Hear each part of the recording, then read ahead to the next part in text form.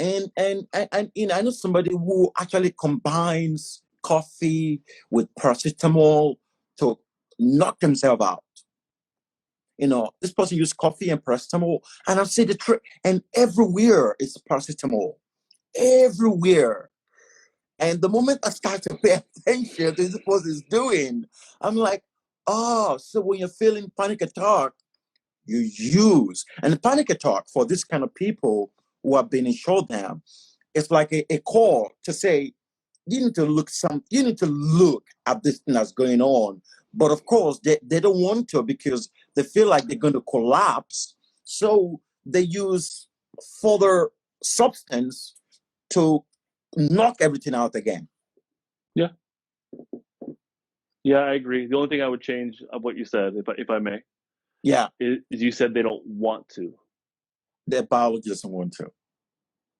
Yeah, yeah, I'm with you on that one because people want to. I think people want to connect with each other. People want to feel safe. I mean, like consciously, like they would say, "Yes, I want that." Yes, what you're describing, You're give it to right. me. That's what you mean. Yeah, but these are like I really want to stress that these are things that happen outside of our conscious awareness. So when someone feels that panic attack and they go to whatever has helped in the past, whether it's a substance or maybe meditation, maybe it's something that's helpful, I don't know, or like more healthy thing. So when they feel that intensity and then they snap to whatever it is, like it's just biology at that point. Like, and I don't want to. That's the basic idea. Is like you have felt this, and then you learn that this works. You have felt the panic attack, and you've learned that taking this substance can help you to get some relief. So there has been some like I think Dr. Gabor Mate would argue on a brain level there's like some dopamine reward stuff going on there, right? So, but that person also wants to not do that. They do, but on a Yeah. biology level, until they can expand their capacity to notice it, that panic or whatever is that defensiveness, once you can notice it and expand your capacity to sit with it, then options open up as far as I could do this, but I could also do that.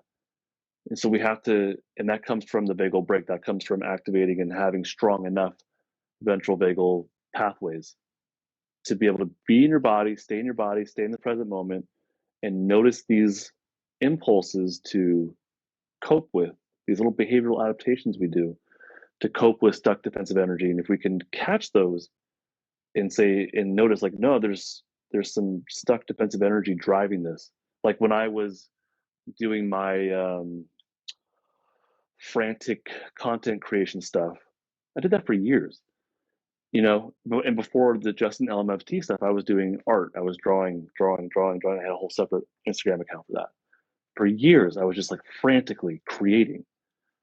And so once I was able to expand my capacity to notice that, my behavior, that was my behavioral adaptation.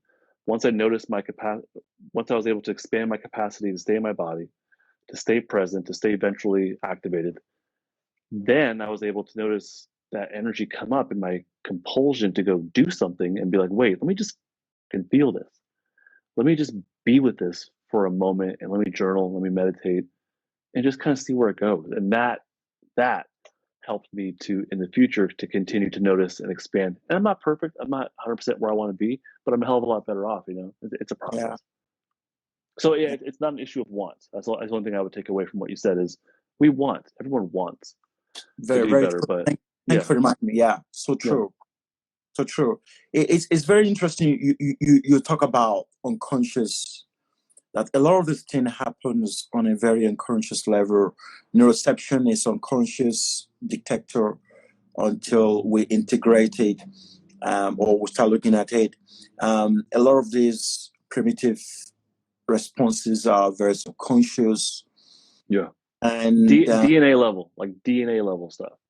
And yeah, like I said, brainstem, and I said neuroception, but when let's say you and I just met each other, and instead of greeting you from a distance with a handshake, I got like right up next to you, like really in your space. Your anybody's DNA Like Yeah. you would pick up that invasion of space. You would pick up that proximity from a stranger, someone you don't know. And especially if I had like flat facial affect and my eyes were wide and I just like encroached upon, upon your space, like you would pick up those cues through your senses in the brainstem. But there are there's kind of like this DNA level hardwiring of responses. Like you will drop down your ladder out of safety and kind of back up and be like, whoa, you would lose some of your vocal prosody. You would lose some of your safety because me encroaching on your space, me having wide eyes and like flat affect and monotone voice, these are all cues that tell you on a very DNA level, I'm not a safe mammal. So, I mean, like way unconscious stuff. None of this is processed. None of this is like Absolutely. you right. So that's why I really want to stress the unconscious part of it, but like seriously, like DNA level, like these responses is what helped us to evolve and survive to where we are right now. Having that response to like jerk your head when you hear a sound increases the likelihood of that organism surviving versus one that didn't have that response. And they don't think about it. Their biology through in their DNA, it just has that like that response to orient to a new sound. And for the organism that was born without that orientation, they're not going to make it and pass on those genes. So this is like really DNA level stuff. Like some things are just going to trigger us in fairly predictable ways. It looks different person to person, but fairly predictable ways.